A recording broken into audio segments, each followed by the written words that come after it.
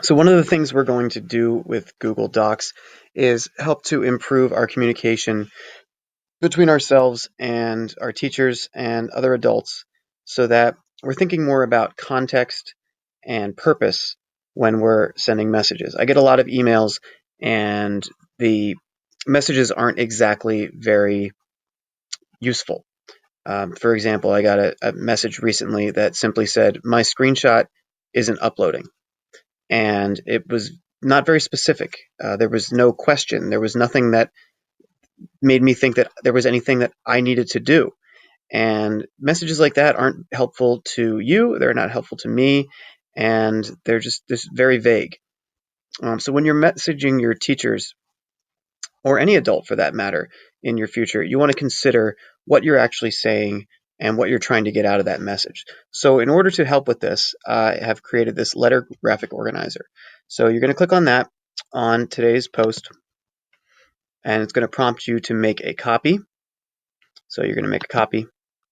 And I want you to think about a teacher that you have right now, or you will be having later on this year, and put in that teacher's name in the recipient box here. So for the sake of this activity, I'm going to use Mr. Noecker as my example.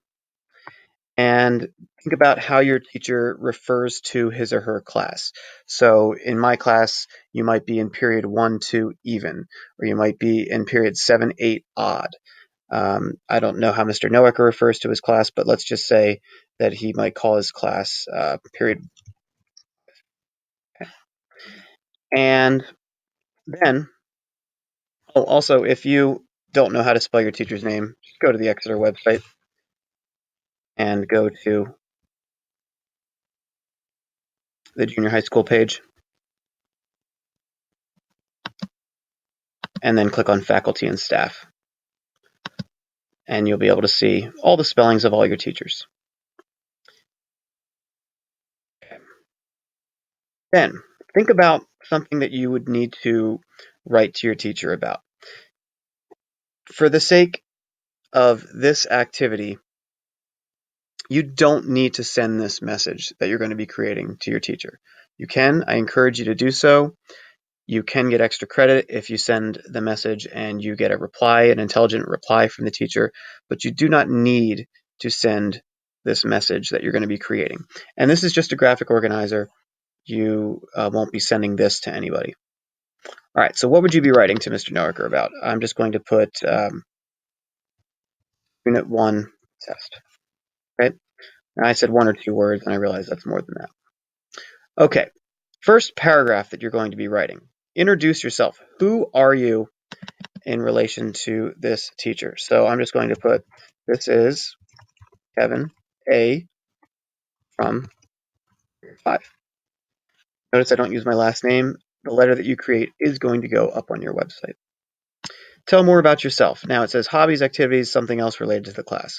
So maybe you saw a poster on your teacher's wall that tells you something about them, and you can relate to that in some way. So maybe in Mr. Noecker's room you saw one of his music posters, or you know that Mr. Noecker really likes Cheez-Its or Starbucks or something like that, and you want to relate that. Or maybe you just want to say something like social studies has never been my favorite class, but you make it interesting, or something like that. So you're relating in the second sentence there your class to yourself. Okay. And then finally, why are you writing to them?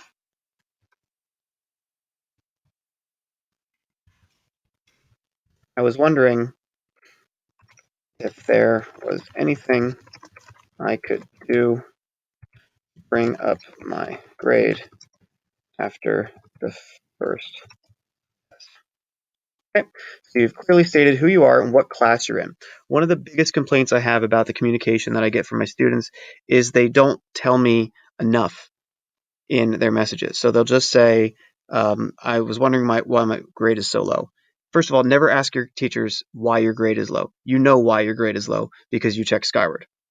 What you want to do is ask, what can you do to bring it up? if possible. And most of the time, they're probably just going to say, make sure you do your work, make sure you study, make sure you do your homework, and so on. But in this case, I'm also saying what period I'm in. Your teachers have lots of students. They don't always memorize what class you're in. So when you ask them something about your grade, make sure you say what class you're in so they know what to look up in Skyward. It's going to save them time, it's going to make them happier, and it's going to make it much easier to communicate. All right, in paragraph 2, that's where you're getting into the real meat of things. And you can see here that I have set this up as if I was writing to myself, if I was a student writing to the computer applications teacher. So I might say something like, I noticed you didn't grade my coat of arms. I turned it in late because I wasn't on an educational trip to a cave in Russia. And I'm asking if you could take a look at my project and update my grade. So I've clearly stated in 3 sentences what's going on, why it happened, and what I would like the teacher to do about it. So for Mr. Noacker, you might say, I studied for the test. I thought I did really well. And is it possible to do a retake?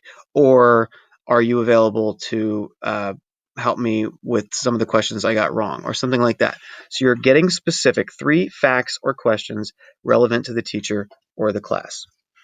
And then in paragraph 3, you're summarizing and thanking the teacher for their time, basically. So in a summary, you never say in summary, you never say in conclusion. Basically, just restate what you said in your introduction.